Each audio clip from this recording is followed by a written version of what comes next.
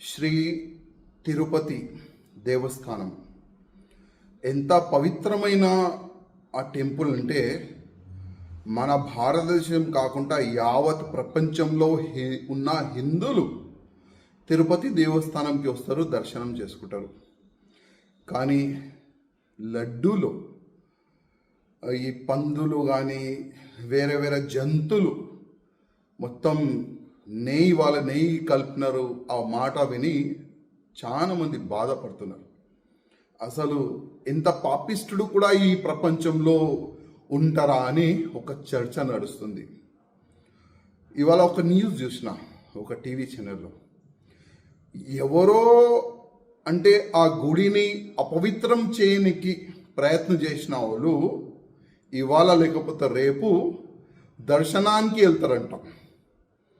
అంటే ఎంత మీరు ఘోర పాపం చేసిన తర్వాత కొద్దిగైనా మీకు సిగ్గులేదా? మళ్ళా మా తిరుపతి దేవస్థానం మా దేవుడికి దర్శనం చేయడానికి మీరు వెళ్తారా? మా దేవుడి పైన మీకు నమ్మకం లేకపోతే మీరు ఎందుకు ఈ షోపుటప్ రాజకీయం చేస్తున్నారు? ఎందుకు ఈ షోపుటప్గా మీరు దర్శనం చేయడానికి వెళ్తున్నారు? నాకు అర్థమైతే లేదు. ఇవాళ మొత్తం మన తెలుగు సమాజం మీకు తిడుతున్నారు.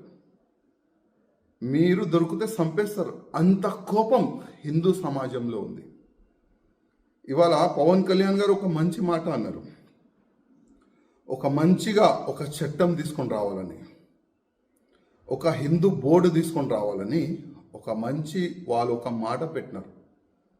మేము ఎన్నో సంవత్సరాల నుంచి ఆ మాటని మేము రేజ్ చేస్తున్నాం. ఏ విధంగా వక్ బోర్డు ఉంది, అదేవిధంగా హిందువులు కూడా ఒక బోర్డు ఉండాలని. కానీ ఇవాళ లేకపోతే రేపు మంచి దినాలు వస్తుంది. కానీ ఇవాళ ఆంధ్రప్రదేశ్ కాకుండా యావత్ భారతదేశంలో ఉన్న హిందువులకి నేను ఒక్క రిక్వెస్ట్ చేస్తున్నా, ఎవరు కూడా మన గుళ్ళు గోపురాలు వాళ్ళకి అపవిత్రం చేయడానికి ప్రయత్నం చేస్తే వాళ్ళకి మనమందరం ఒకటై నచ్చ చెప్పాలి. మన గుళ్ళు గోపురాలకి ఉన్న ల్యాండ్కి ఎవరైనా కబ్జా చేయడానికి ప్రయత్నం చేస్తే మనమందరం కలిసిమెలిసి దానికి కాపాడే ప్రయత్నం చేయాలి. ఇవాళ ఆంధ్రప్రదేశ్లో చాలా వరకు గుళ్ళు ఉన్నాయి. ఆ గుళ్ళో వేరే మతమోలు జాబ్లు చేస్తున్నారు. మా ధర్మం పైన మీకు నమ్మకం లేకపోతే మా గుళ్ళో మీకు జాబ్ ఎందుకు ఇవ్వాలి వీళ్ళకి జాబ్? ఇవాళ శ్రీశైలం దేవస్థానం కానీ మన తిరుపతి దేవస్థానం కానీ చాలా వరకు గుళ్ళో వేరే మతమోలు జాబ్లు చేస్తున్నారు. నేను ప్రత్యేకంగా చంద్రబాబు నాయుడు గారికి గతంలో కూడా ఒక లేఖ రాసిన, ఇవాళ కూడా నేను మా చంద్రబాబు నాయుడు గారికి రిక్వెస్ట్ చేస్తున్నా, మీరు దీనికి ఒక టాస్క్ ఫోర్స్ తయారు చేయండి, ఒక యాక్షన్ టీమ్ దీన్ని తయారు చేయండి.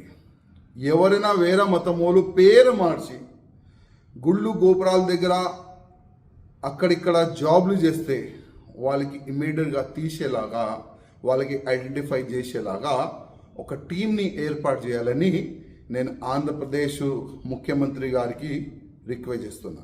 అదేవిధంగా ఇవాళ వాళ్ళకి నేను ఒక మాట చెప్పాలనుకుంటున్నా, ఎవరైనా మా గుళ్ళుకి అపవిత్రం చేయడానికి ప్రయత్నం చేస్తారు, మా తిరుపతి దేవస్థానానికి అపవిత్రం చేయడానికి మీరు ప్రయత్నం చేశారు కదా, ఆ గుడికి వెళ్తున్నారు కదా, కొద్దిగా ఆలోచన చేయండి. ఆ దేవుడు పోయే ముందు ఒక్కసారి ఆలోచన చేయండి, మీరు ఏం చేసినారు? ఆ గుడికి అపవిత్రం చేయడానికి మీరు ప్రయత్నం చేశారు, ఒక్కసారి మీరు ఆలోచన చేయండి ఆ గుడికి వెళ్ళే ముందు.